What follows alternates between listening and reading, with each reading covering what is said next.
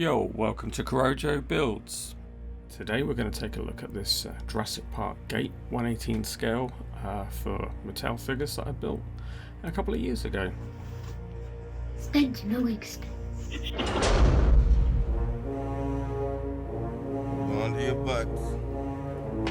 So as usual we start with 120 by 60 centimeter XPS. But before that, the big issue of how tall to build the gate. There's not a lot of information about this online. Some people say the production size was about 25 feet, but the in-universe size is probably closer to 40. Obviously camera tricks and force perspective, etc. are used to make the gates look larger than they are. So with the gates being 40 foot tall, let's say, and a Ford Explorer being about 5.7 feet, we're going to need to stack 7 of these 1/18 scale Mattel Explorers on top of each other to work out the height of the diorama. That's some big old gates. What do they got in there? King Kong? So firstly I cut out a base to build the gates on, and then the sections of the gate themselves are 2 pieces of this foam sandwiched together with a channel through them for the wires. And these are the LEDs.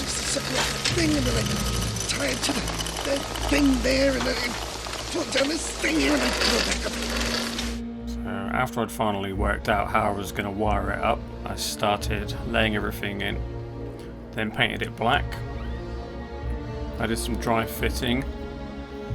Make sure everything was working. It's taking 12 volts to run these, and the flames were made with those melted plastic beads that you can heat up and twist and shape.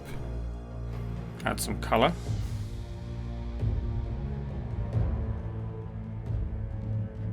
And as usual for the foliage, using Amazon for a lot of plastic plants and a bit of custom super sculpey trunks. I'm trying to keep it quite toyetic. I don't need it real, I need it to look like a toy. Because it's for Mattel Figures. Now if I get a copyright strike, someone at YouTube needs to get their fucking hearing tested. I mean, I love my boy to bits, but Jesus.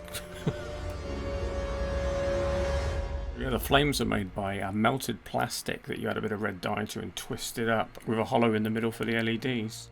It's freaky stuff. The track is a curtain rail from Wix or a building supply place.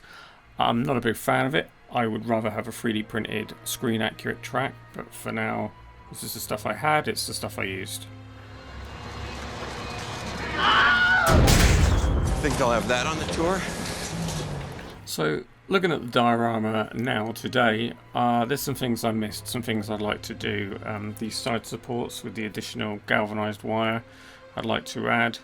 It'd be great to put a sensor in here, a light sensor, something that will trigger sound, and hey, servos on the doors, why not?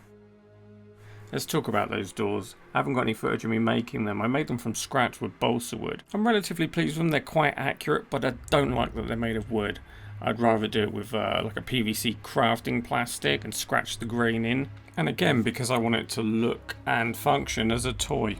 Not a messy diorama shedding bits of mixed media all over the carpet.